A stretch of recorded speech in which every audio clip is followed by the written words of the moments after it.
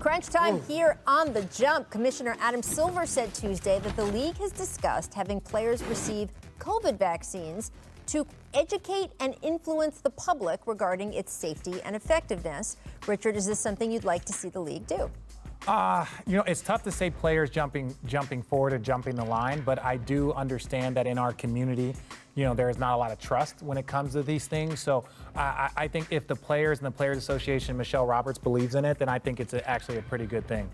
Yeah, I agree. I mean, NBA players are role models, and they're very influential. So if they trust it, then let's see. I'm willing to take it. Hey, I can be that guy. You'll be that guy. I'm willing to take it. I think it's scary, man. Yeah, Seriously. look, absolutely. I think, the whole quote, jumping the line or whatever, it's not jumping the line if it's something the FDA wants you to do to set an example and possibly get a bunch of other people vaccinated. We'll see. C.J. McCollum out at least 4 weeks with a fractured foot. McCollum averaging 26.7 points a game this year, 5 assists. Without him yesterday, Blazers were blown out by the Spurs by 21. Paul, this is what you were talking about. Richard, do you agree with Paul? What do you think their chances of playoff contention are without CJ? All-star level, the Shark, CJ, Christian James, my guy. Christian James, the Shark. But yeah, without Nurkic, without him, it's just going to be a tough stretch. And they're not they don't have much of a cushion right now. That's my shark noise. And that's an injury that can take a little longer than 4 weeks. I had a fracture in my foot, and it took about 6 to 8. And there's no conditioning you can do. There's nothing you can do. You're just kind of there, That can take a little longer than expected. All right, let's talk Trae Young. 2 rebounds shy of a triple-double in yesterday's win over the Wolves. Much-needed win, by the way, guys, for Atlanta. The Hawks are 2-6 in their last 8 games after starting the season 4-1.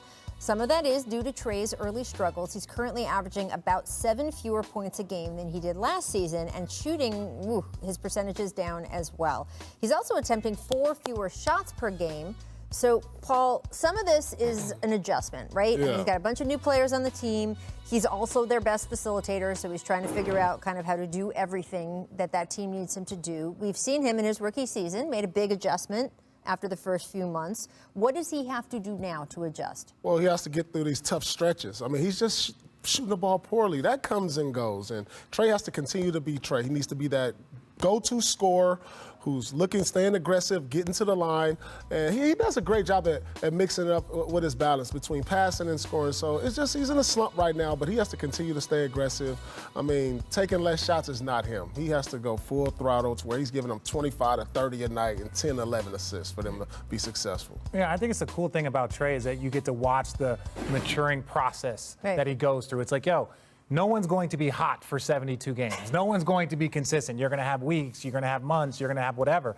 But to watch him grow and figure it out, I think that's the most exciting thing for the Atlanta Hawks fans, that that they're dedicated to winning. They put a ton of talent around him, and it's just watching him figure it out. So, to Paul's point, I think they're going to play better as the season progresses, but he's got to keep that aggression. It doesn't matter. Well, first of all, Dame, I would say, and Steph, hot for 72 games, shooters, but it's not everybody.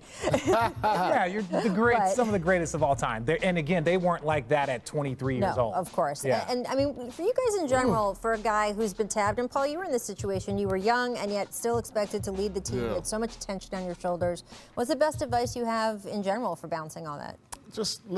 You just really got to ignore the naysayers. You got to ignore me, ignore Richard, and just go out here and play. Because I got talked about when we were losing, putting up numbers, struggling, shooting, and I never let it. I let it go in one ear and out the other. You use it for motivation. This kid will be fine. He's going to be an all-star this year. You watch.